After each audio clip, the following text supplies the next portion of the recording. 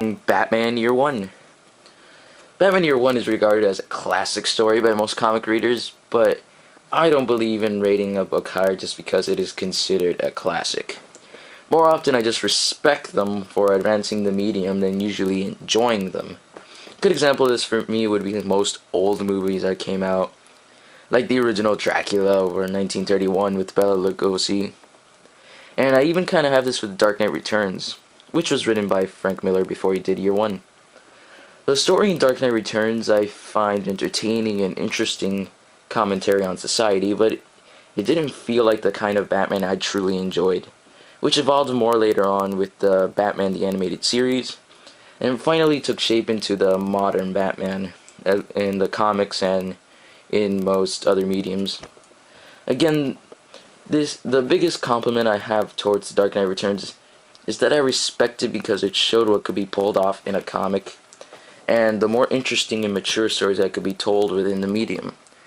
Having said all that, Batman Year One is interesting because it is completely worth its reputation, and at the same time is a story I actually enjoy reading from beginning to end, though Batman Year One is a pretty short book.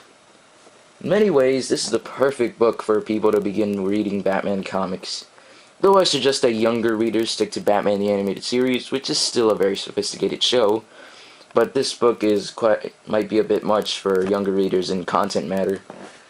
The reason this book is a must-have for new readers is quite obvious since it's right on the title.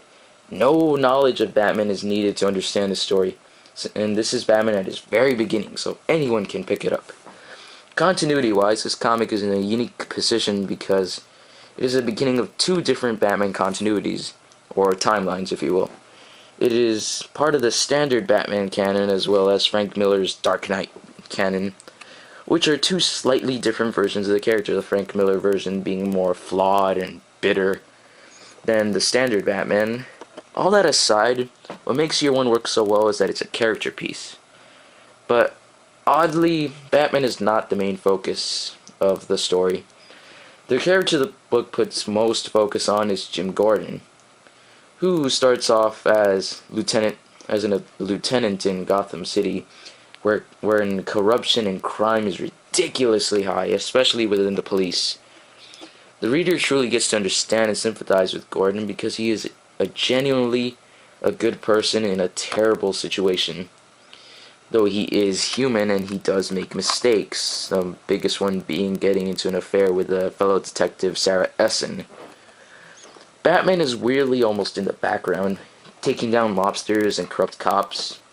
It is interesting that Batman also makes mistakes here and is not yet the super confident world's greatest detective that is more towards the beginning of Snyder's current run on the New 52 of Batman.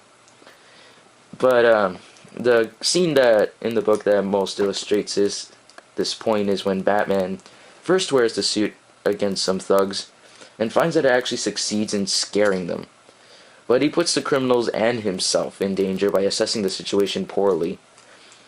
So Batman is starting off, rather fresh, and though he's no world's greatest detective yet, he still has a lot of cool gadgets and a lot of cool techniques.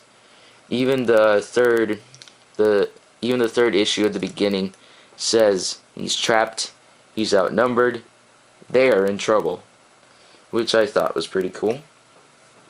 The artwork I didn't find to be all that brilliant, but it told the story really well and went along great with Frank Miller's script.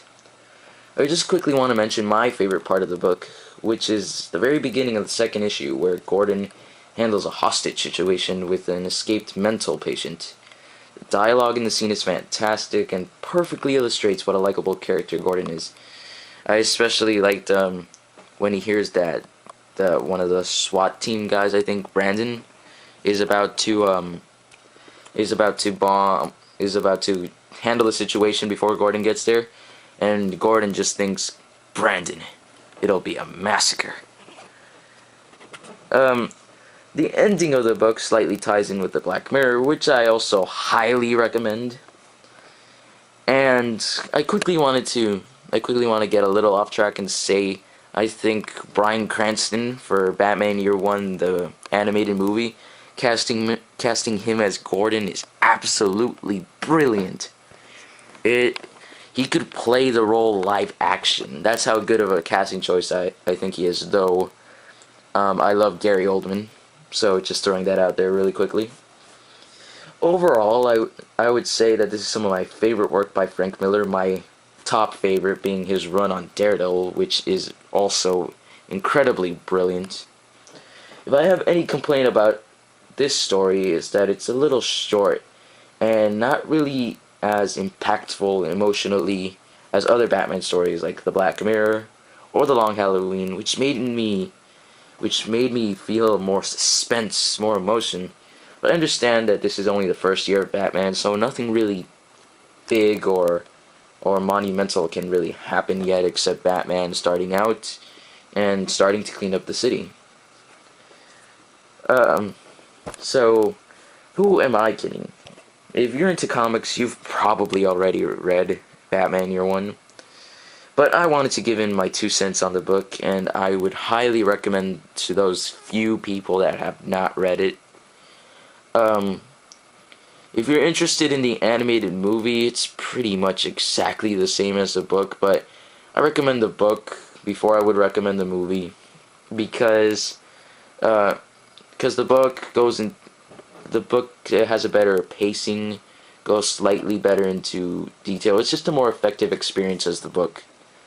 Whereas the movie, it follows the story very, very closely, but it's not really the same. So yeah, I would highly, highly recommend Batman Year One. Next review is gonna be Spider Island, so stay tuned and thanks for listening.